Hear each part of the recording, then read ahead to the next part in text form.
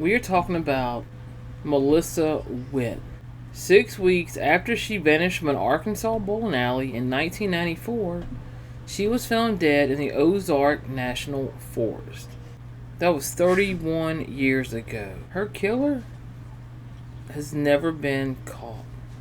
Melissa was planning to surprise her mom at an Arkansas bowling alley in December of 1994, but the college student never made it inside the building. A trail of blood snaked through the parking lot and was found in Witt's car. There were signs of struggle, but she had vanished. 6 weeks later, on June 13th, 1995, two animal trackers found her body in the Ozark National Forest, 50 miles from where she went missing. She was only 19 years old. She had been strangled and stripped of her clothes, shoes, and a Mickey Mouse watch. Those items have never been found. On December 1st of 1994, Melissa worked at her after-school job at a dentist office and then returned to Fort Smith, Arkansas, home she shared with her mother. The two had an argument earlier that day, but Melissa's mother had left her a note inviting her to the bowling alley, where she offered to buy her a hamburger. Melissa drove to Bowling World, where her mother was playing in a league, but never made it inside.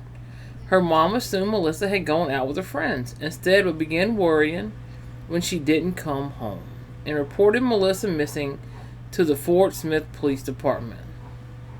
A few days later, police received a call from Bowling World, informing them that a customer had turned in a set of keys on a keychain labeled Missy, Melissa's nickname. There was blood smeared on it. On December 5th, Melissa's Mitsubishi was found parked at the bowling alley. Near the car, investigators discovered blood stains, a gold hoop earring, and a broken hair clip. The Hulu docuseries points out potential suspects: Charles Ray Vines and Travis Crouch. Vines, also known as the River Valley Killer, had a criminal record that included 2 murders in the 1990s, near where Melissa had been killed. His heinous acts against women were similar to the way Melissa was murdered. In 2000, Vines was convicted of murdering a 50-year-old Juanita Wofford and Raping a 16-year-old girl who he allegedly tried to kill. Investigators tried to make a deal with him that if he confessed to unsolved cases, including the murder of Melissa Witt, he would be taken off death row. In 2019, the FBI agents Rob Allen and Reuben Gay led a new investigation into Vines. There was a lady who had emailed a detective. She worked with Charlie Vines' mother, and Charlie Vines sometimes would show up to his mother's work. And this witness reported that she saw him wearing a bowling league shirt of some sort. Investigators discovered that Vines had a work order within an 8-minute drive of where Melissa's body was found, on Ozark Mountain, and that he was known to draw maps of the area. The FBI agents continued their efforts to get an interview with Vines, but he became ill, and then in 2019 he died, without ever speaking to them. Vines remained a prime suspect, and detectives continued their investigation. The working group Fort Smith PD and FBI went out to the dump site of Melissa Witt, and this was 27 years later after she had been located. The test was, what would we see if we ran the dogs on this site where decomposition had happened? What would it even look like? And it was admittedly just a test too, out of curiosity. And what we did was we had them start at a point where they wouldn't know if they were even going to cross a crime scene of any sort. K9 units found a cigarette filter and a mattress cover with Vines' DNA at one location. It was the same Cambridge brand cigarette filter that was located where Melissa's body was found. Meanwhile, another suspect was being looked at, Travis Crouch. has a long criminal history, had moved to Arkansas and lived near Melissa at the time of her murder, after being released from jail in another state. But investigators could never link him to Melissa's murder. He was convicted of assault in 1997 and sentenced to 64 years in prison in Colorado, where he currently remains today. Author LaDonna Humphrey dedicated years to Melissa's case, producing 3 books and a documentary. Humphrey, along with Amy Smith, founded All the Lost Girls with a specific goal in mind: finding justice for female strangulation cold cases in the United States. She told Newsweek that she was not contacted to participate in the Hulu documentary, which she says goes a different direction than the one she produced in 2023, Uneven Ground, the Melissa Witt story.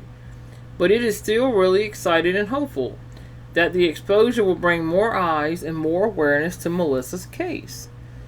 I have carried this torch for a very long time, kind of on my own with the small little team that I had assembled. So it's exciting and interesting for me to see somebody else come out here and say, I care about this case too. Let's put it on this global platform. So hopefully, I really want to see justice for Melissa. Melissa had her whole life ahead of her, and evil found her and took her life away. Humphrey said she believes Melissa's killer is a man the teen wrote about in her diary. Yet the Hulu docu focuses on serial killer Charles Ray Vines. The author added that the most important thing people can do is call the police if they have any information. It's just going to take that one little piece of information that might seem insignificant to someone to break the case wide open. She says, I'm sitting here on the edge of my seat knowing that we're on the cusp of this coming out. It could change the trajectory of the case. Melissa, she went to meet her mom at a bowling church league. It's everything we're told to do as young people, get a good education, work hard, have a good, close relationship with your parents, and be a good kid. She was an ambassador to her college, which meant the college had her go and recruit students because they wanted students like her. She worked after school. She was already a hard worker. She had big dreams for her life. Melissa's mother never got answers in her daughter's murder. She passed away in 2011 at the age of 75. Let's hope and pray that one day Melissa's killer will be caught and put away in prison, and her family can finally have closure. All units be on lookout for a Melissa Witt, be a white female, 19 years of age. I'm just praying that whoever has her, she'll be able to come home alive. It was relief, I guess, that they found the car, but then it was more like, well, where is she? A body has been found in Franklin County, and the question is the body that of Melissa Witt? The dental work appears to match that of the popular West Ark College student who has been missing since December 1st. Dear Father in heaven, days like today, more than any others, I suppose, make people like us feel helpless. There's been dozens of detectives and hundreds of hours dedicated to this case. The murder of 19-year-old Melissa Witt shook the community of Fort Smith, Arkansas back in 1994. It's a case that is still unsolved to this day. Welcome to Unnatural State of Crime. I'm Jo Ellison. Who abducted this young woman? What happened to her? And how have they gotten away with it this long? It's questions that investigators who were there from the very first day are still trying to uncover. Some who have never met Melissa are now involved in the search for her killer. This is the story of Melissa Witt.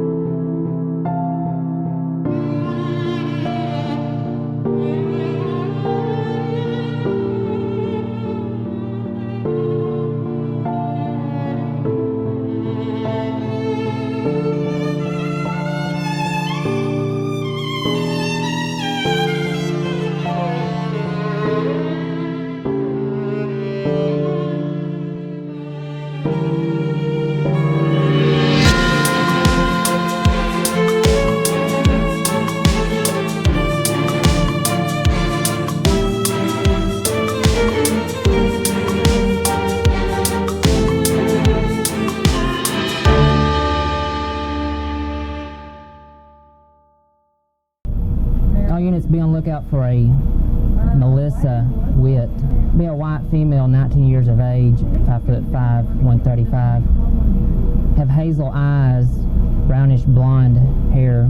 Last seen Thursday, December 1st. Hello, sir. We have a local girl that's missing, and we're just passing out flyers, trying to get any information we can.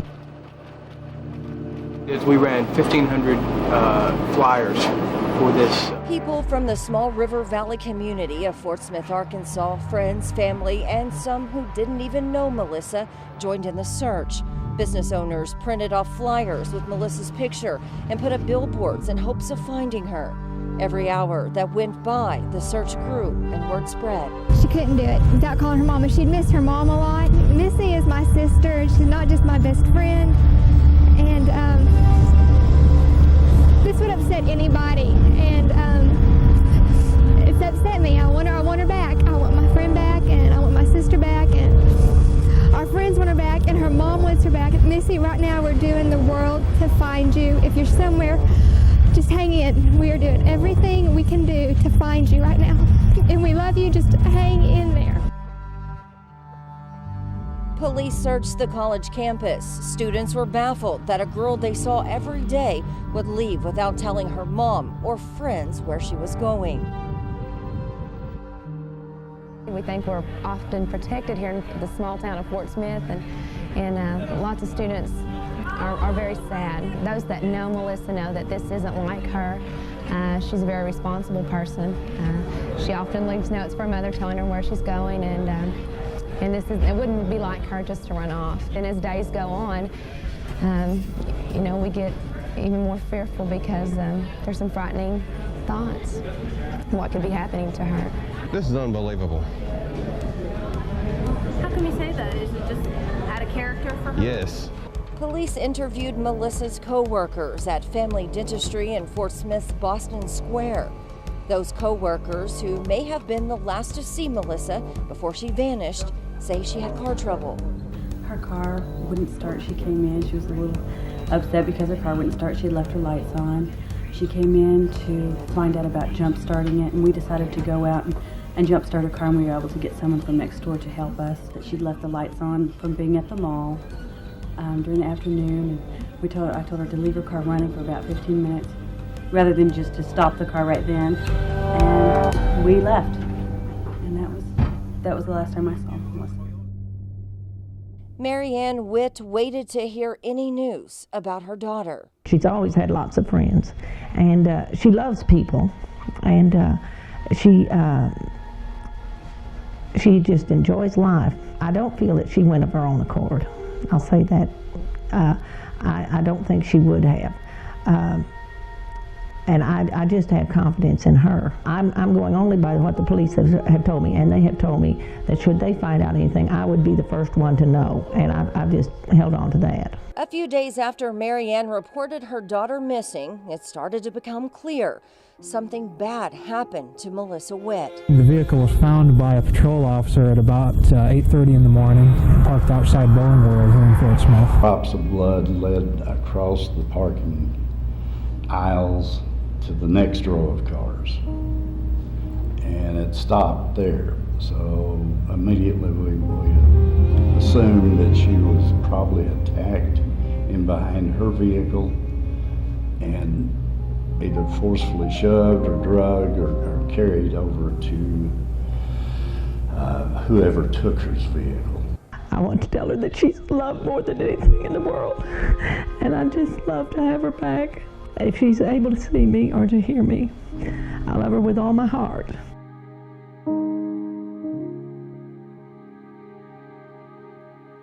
Family and friends spent those couple of days desperately trying to find Melissa. Her car was found in the parking lot of Bowling World in Fort Smith. But what makes this case even more heartbreaking? Melissa's mother, Mary Ann, was inside of that bowling alley. She never knew her daughter pulled up that night, intending to go inside to see her mom. Melissa never made it through the doors. Police believe this is the exact moment Melissa Witt is abducted.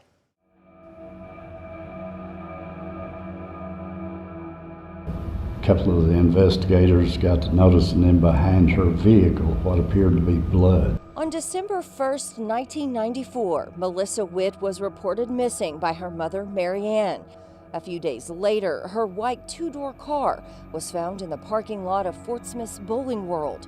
There were no security cameras at the time, but there were alarming clues. The drops of blood led across the parking aisles to the next row of cars, and it stopped there. So immediately we assumed that she was probably attacked in behind her vehicle and either forcefully shoved or drugged or carried over to whoever took her vehicle. Now retired, Fort Smith Police Detective J.C. Ryder was the lead detective on Melissa's case in 1994. He remembers the moment the case took a turn. Manpower was needed, and the police force called on any help they could get. At that time, we've got an abduction, more than likely. We don't know if it was somebody that knew her. Didn't know at the time if it was somebody, a stranger abduction. At that point, it turned on to the whole police department. Contacted state police to assist in the investigation. We called on the sheriff's office. We called on everybody, to assist. Melissa Witt's mother, Mary Ann, was inside of Bowling World that night. She was on a bowling league and never knew her daughter pulled up in the dim-lit parking lot. Mary Ann left Bowling World that night, not seeing her daughter's abandoned car. It was a few days later, police recovered it and processed it for evidence. We interviewed so many people that were at the Bowling World that night. But it seems like everybody was inside when the abduction was taking place. Ryder says there may have been someone who saw a part of the abduction, but didn't know at the time what they were witnessing. A young boy his mother had sent him out to get his school books out of her car. She happened to be bowling with Miss Witt, Mary Ann Witt, the mother of Melissa. The boy goes out, he comes back in and he tells his mom, he says, "Mom, there's a man and a woman fighting out in the parking lot." And she says, "You don't know what you're talking about." I thought it was typical kid stuff. And he said, insisted, no, there's a man and a woman fighting out in the parking lot. Ryder says the boy was about 10 years old. I believe with all my heart that he saw that. Melissa's mother, Mary Ann Witt, makes a plea through television interviews for her daughter's safe return. One thing I want to say to her, I want to tell her that she's loved more than anything in the world, and I just love to have her back. If she's able to see me or to hear me, I love her with all my heart. Police pieced together Melissa's moments from leaving work to parking her car in the Bowling World parking lot. Goes home. We know that she changed out of her scrubs, and we know what she was wearing: a pair of blue jeans, a sweater, some little squiggly earrings, and a Mickey Mouse watch. As a matter of fact, one of the squiggly earrings was found also at Bowling World in the blood with a drop of blood on it. It was a day or so later that her car keys had been turned in to the front desk. The only thing really immediately was what appeared to be blood on her car keys, on the key fob. Christmas passed, the new year, 1995, was celebrated, but it was hard for friends and family of Melissa Witt to go on with the world around them. They were looking for Melissa, hoping whoever had her would let her go. January 13th, 1995, a body is discovered in the Ozark National Forest. Good afternoon. Thank you for joining us on this Friday. It is a heart-wrenching day today for the family of 19-year-old Melissa Witt. Family members are hoping against hope that the body found in Franklin County this morning is not Melissa's. No positive identification has been made. The state medical examiner arrived on the scene just moments ago to take the body back to Little Rock to determine if it's Melissa's or some other young white female. You have talked to Melissa's mother on numerous occasions throughout this long ordeal. She is a remarkable woman. Yes, she is. It's very difficult to talk to her because I keep picturing my own mother. You know, when I'm speaking to her, this is the hardest job I think a reporter has, is to stand outside someone's home or talk to someone who's been through this difficult kind of ordeal. January 13th, 1995. Two hunters driving past a rural area of the Ozark National Forest discover the body of a nude white female. Melissa Witt's mother, Mary Ann, and her family gather at the Witt home, a mother hoping the body isn't her daughter's. We're afraid now that bad news has come, and if we are going to have bad news, then she's ready to find out. The community of Arkansas's River Valley waits for answers. The dental work appears to match that of the popular West Ark College student who has been missing since December 1st.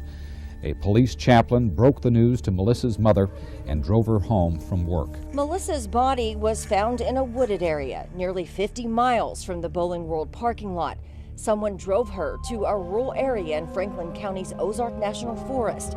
Police aren't certain if she was still alive at the time or had already been murdered. Lead detective on Melissa's case, J.C. Ryder, and other law enforcement from across the state of Arkansas pieced together what happened to Melissa Witt the night she was abducted and sexually assaulted. She was strangled to death. You know, it takes a long time to kill somebody whenever you strangle them to death. She was strangled face down. We know that from the autopsy report. Again, the vegetation that was found in her windpipe. All of her clothes were taken. She was left nude. Ryder says the body was moved from behind a giant boulder. Decomposition from behind the boulder showed evidence Melissa's body was behind that rock and hidden for some time. These two trappers coming along had said that they drove that road every day. They didn't see the body the day before, of course, or they would have reported it. You could tell at that time that, you know, there were drag marks there. And we knew that her body had been in behind there just almost for certain the whole amount of time that she had been missing. Before Melissa's body was found and after she disappeared, a call came into the Fort Smith Police Department. At the time, police didn't know what it meant. But now they wonder if the callers are the ones who moved Melissa's body so it could be found. She said, well, are you going to tell them what happened? And, you know, whoever it was just hung up the phone. Anyway, we never have got that person to come forward. During that time, the incoming calls couldn't be traced. If it would have happened in this day of time, you know, we could have got more. Police started looking at every person with a criminal record. Promising leads popped up, and officers dedicated to finding Melissa's killer worked around the clock. We had a guy from Ozark that was actually out on bond at the time. Never could rule him out completely.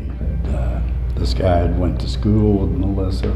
He had went to Mrs. Witt and volunteered to help, just trying to interject himself into the investigation. There again, not completely eliminating him, because nobody's been completely eliminated. If I sat there and told you how many people actually went to jail for different charges because they wound up being investigated in this case, we'd be here till probably tomorrow.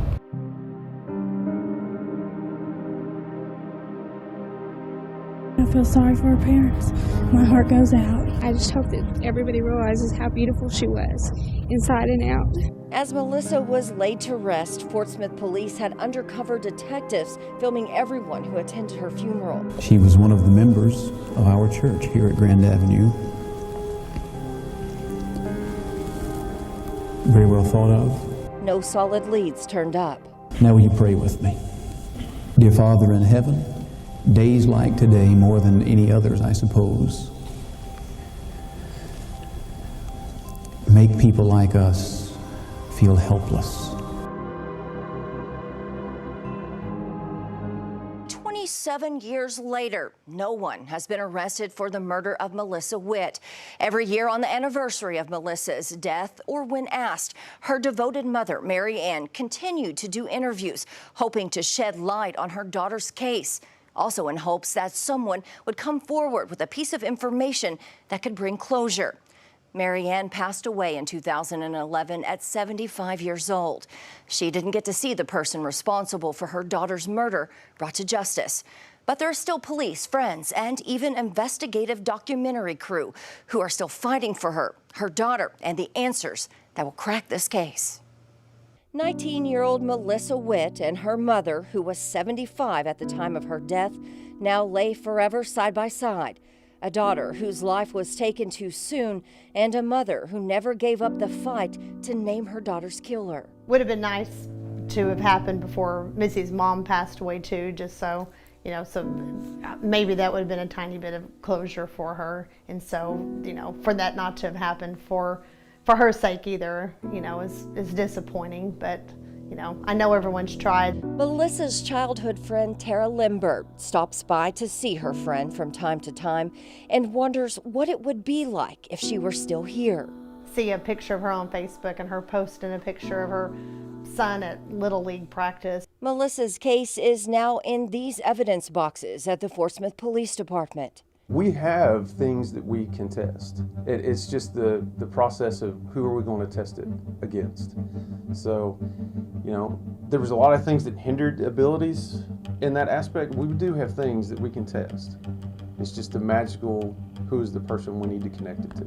And someday detectives will find those answers. Fort Smith Police Captain Daniel Grubbs says with the passion officers show this case, it's just a matter of time before the right person comes forward with the right information. Officers take situations and cases like that personally. We shouldn't, but part of our emotion is it keeps our drive to where, you know, we don't want to give up. It just, you want to do whatever you can and just believe that the right person at some point is going to come forward or the right person is going to confess. You're looking at that photograph of Melissa Witt. Usually there's several that are prominent that you see, and I think you just see innocence. You see beauty. You see a young lady that was victimized, and that as a society we want someone to be held accountable. And I think it's frustrating that over 2 decades have passed and that, you know, we don't have resolution to this. But I just think it's something as a community, we're not going to let it go. The Melissa Witt case may have been passed from lead detective to other detectives, as some retired over the years. But this unsolved murder that happened over 20 years ago is still active. Officers on the case still work with those who were there from day one. There's articles of Melissa's that, if were found, could help the case. The Mickey Mouse watch was given to her as a Christmas present. It was an expensive enough watch that it had the serial number in the box, and we have that. There's a good chance these items or the right tip could be uncovered.